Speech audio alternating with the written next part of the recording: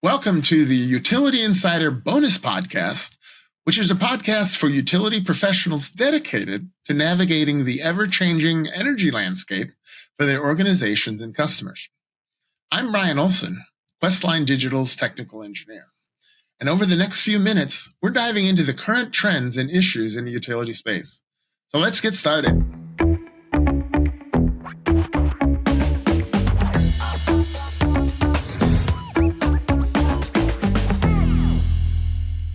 We've all heard about energy storage. It's attractive, it's cool, it helps reduce peak demand, but a lot of customers can't afford $15,000 for a battery system.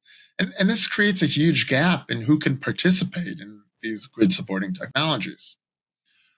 We still need to reduce peak demand, but we can't rely on the hardware. So what do?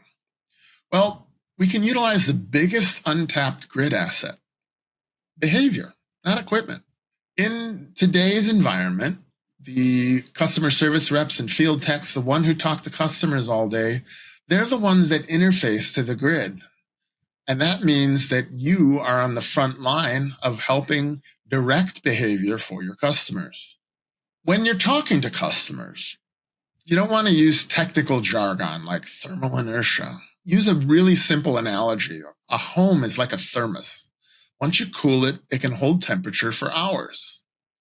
So the shift today is using pre-cooling, preheating during the cheap solar hours. For example, cool your building to 68 at 2 p.m., turn off the AC at 5, and then the temperature will drift to 72 by 8 p.m. with little or no discomfort. Because the building can act like a battery, but the storage happens in the drywall and the furniture and the floor, not in the lithium. You can then slide into have you heard of our Comfort Coast program or our Saver Switch, etc., whatever your local version of it is. There's a big problem that we've had in the past. We always were fearful of everybody plugging in at 5:30 p.m.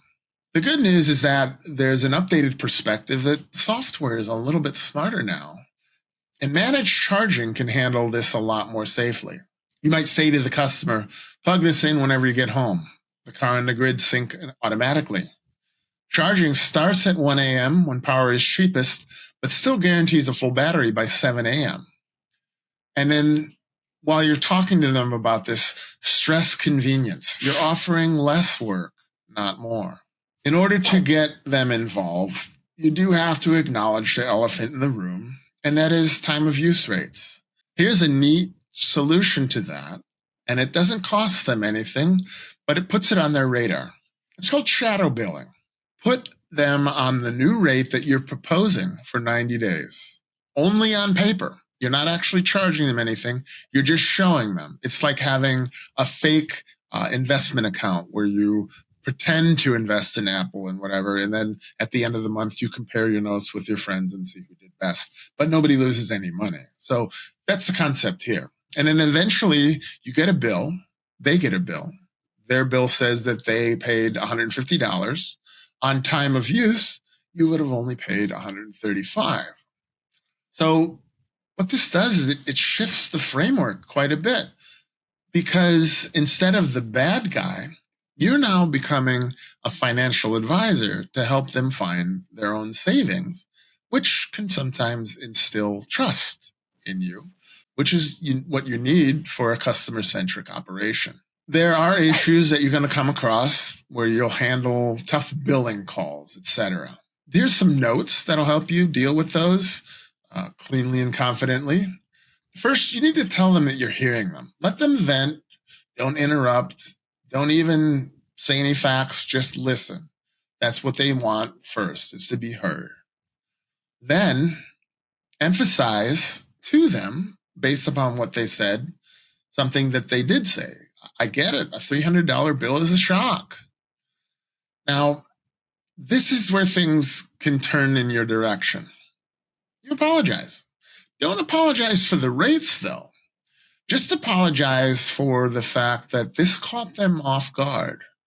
You're not assuming any responsibility, but you are being empathetic towards their cause.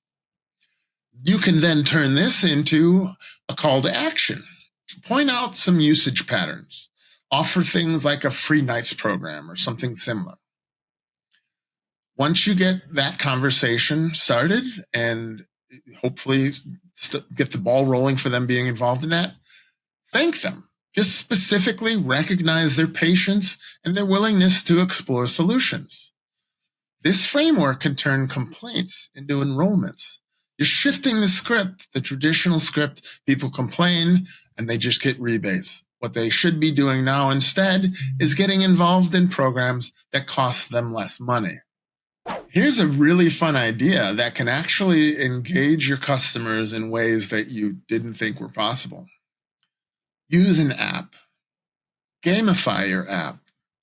Reward streaks that build durable energy habits. As an example, hit your target 5 days in a row to unlock a donation or a gift card. Put things on their bill about how your neighbor used X amount of energy and you used Y. Make it a local friendly competition. It's a great tool for younger customers, and you'll find that small actions can add up to megawatts. Grid modernization isn't just wires. It's having customers using smarter habits. Customer service reps and techs are the bridge between complex programs and real people. And every pre-cooled home, optimized EV charge, and rate match equals a stabilized grid without new power plants.